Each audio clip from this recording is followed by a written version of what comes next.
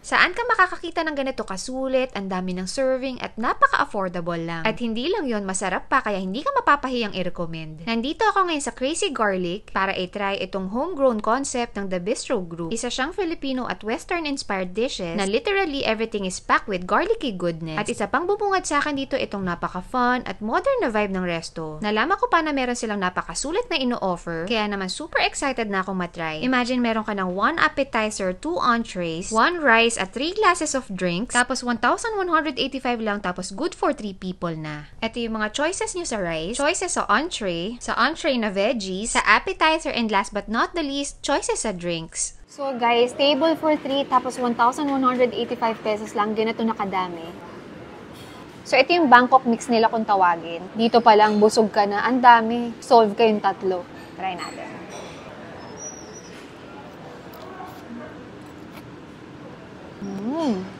Lasa mo nga yung pagka-Bangkok niya, guys. Lasang-lasa mo yung peanut sauce. So, ito naman yung KG veggies nila. Halo-halo ng texture. Type ko tong pinaka nasa top nila. Yung lasa kasi niya, may pagka-sweet na salty. Tama-tama yung texture ng mga veggies nila. Alam niyo yung hindi soggy. Basta overall, panalo tong bean sprout on top. Nagdagdag para siyang ramdam mo yung pagka-freshness niya. Ito yung Cave Dreaming nila kung tawagin.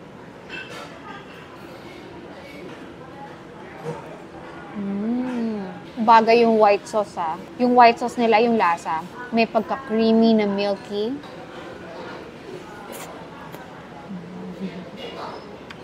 Sulit na to guys. Imagine niyo, para sa isang tao lumalabas 395 pesos lang. May pagpipilian pa kayo. So ito yung Crazy Rice Asians nila. Ito yung pinaka nagustuhan ko sa kanila dito guys. Lahat ng food nila dito packed with garlic. Imagine, from appetizer to dessert hanggang drinks, may garlic. Perfect sa mga may favorite ng garlic. Gaya ko.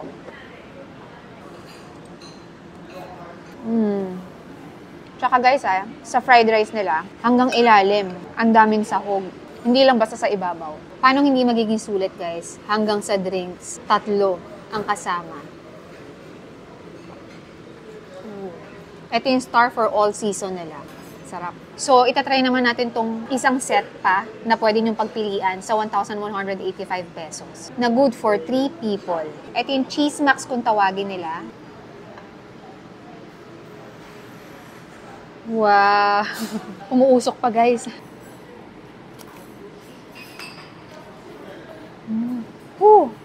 Ang sarap ng pagka-cheese niya. Garlicky.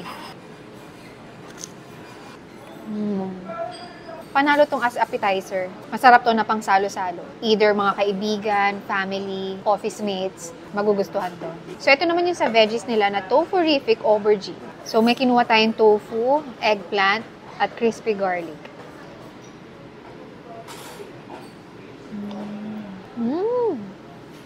Ang ganda ng combination ng crispy tofu, tapos yung lambot ng eggplant, tapos yung pinakalasa ng sauce niya, very savory, napaka-umami.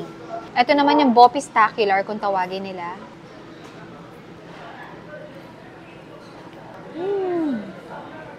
Obvious naman, sa unang subo ko pa lang, type ko yung lasa niya. Tagal kong hindi nakakain ng Bopis, na-miss ko to.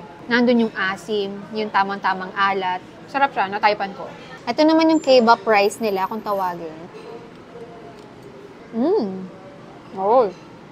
Ha. Spicy to. Pero ang sarap ng pagka-spicy niya. Lasang kimchi. Actually guys, nagustuhan ko yung rice na to. Siguro dahil sa anghang din niya, tsaka mahilig ako sa kimchi. Kahit ito, kahit wala ka ng isabay na ulam, masarap. Tapos yung kasama na 3 drinks, guava punch, ito yung isang pwedeng pagpilian. Lasang-lasa mo yung guava. Then, ang mga itatry naman natin ngayon, yung mga best sellers nila. Ay, wow, ang lambot, guys. So, kung tawagin nila to, garlic as adobo.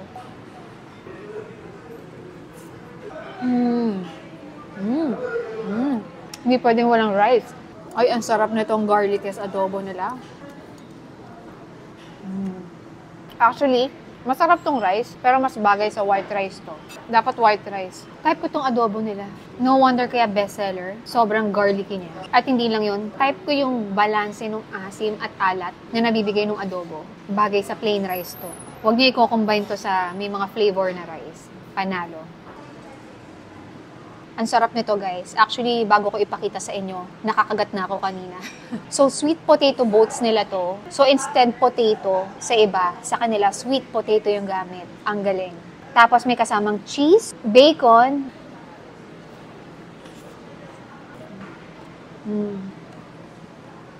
Grabe, sabog yung flavors nito, guys. Alam niyo yung tamis ng sweet potato, yung alat ng mga cheese, at yung pagiging creamy ng white sauce. At yung pinakalasa ng bacon, grabe, halo-halo. Pagsabay-sabayin mo, ang sarap din. Must try din to. So, try naman natin tong harakiri na kung tawagin nila. Ito daw yung pinaka-spicy na fried rice nila.